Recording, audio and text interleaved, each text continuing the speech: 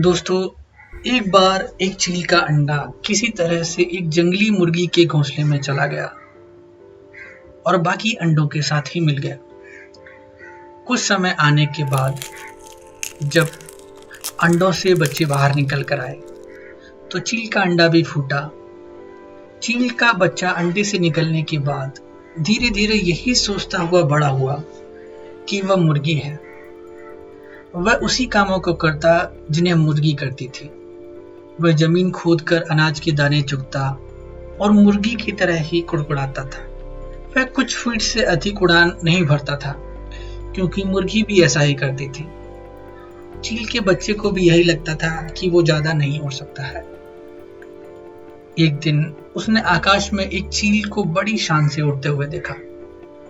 उसने मुर्गी से पूछा, उस सुंदर चिड़िया का नाम क्या है?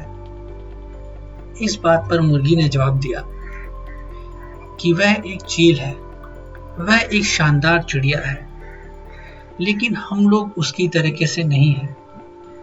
वो आकाश में बहुत ऊंचाई तक उड़ सकती है, पर हम आकाश में उड़ नहीं सकते हैं क्योंकि हम मुर्गी हैं। चील के बच्चे ने बिना सोचे विचारे मुर्गी की बात मान ली और वह मुर्गी की जिंदगी जीता हुआ मर गया। दोस्तों, सोचने की क्षमता न होने के कारण वह अपनी एक विरासत को खो बैठा। यहाँ उसका कितना बड़ा नुकसान हुआ। वह जिंदगी में जीतने के लिए पैदा हुआ था। वह आकाश की ऊंचाइयों को छूने के लिए पैदा हुआ था, पर वह दिमागी तौर पर अपने आप को हारा हुआ समझ बैठा था। वह अपने आप को एक मुर्गी का बच्चा समझ बैठा था। दोस्तों, अधिकतर लोगों के लिए यह बात सच है। दोस्तों, जैसा कि ओलिवर वेंडल होम्स ने कहा है, हमारी जिंदगी का सबसे दुर्भाग्यपूर्ण पहलू यह है, ज्यादातर लोग मन में कुछ न करने की इच्छा लिए ही कब्र में चले जाते हैं। हम अपनी ही दूरदर्शिता की कमी की वजह से जिंदगी में एक अव्वल मुकाम हासिल नहीं कर पाते हैं।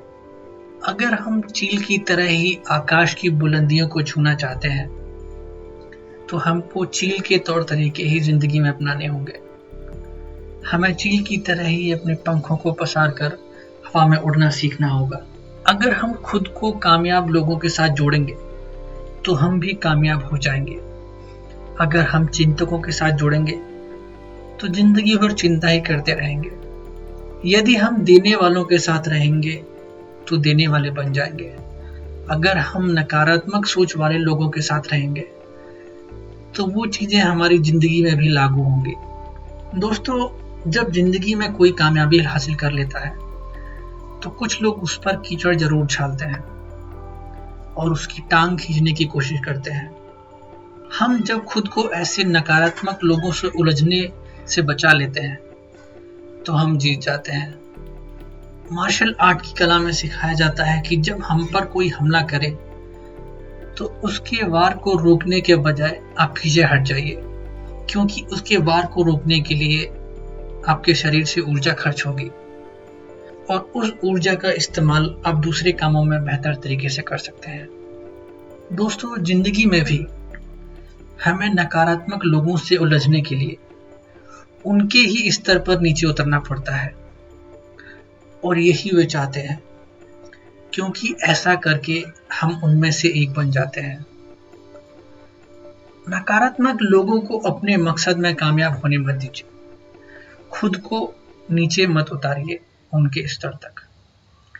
याद रखिए कि आदमी का चरित्र केवल इस बात से आंका नहीं जाता है कि वह कैसी सोबत में रहता है, बल्कि इस बात से आंका जाता है कि वह किन लोगों की संगत को पसंद नहीं करता है। दोस्तों, इस वीडियो में बस इतना ही और आशा करता हूं कि वीडियो आपको पसंद आया होगा। अगर ये वीडियो आपको पसंद आया है और आपने इससे कुछ सीखा है तो इसको और लोगों के साथ भी शेयर कीजिए ताकि आप उनकी जिंदगी का भी एक हिस्सा बदल पाए।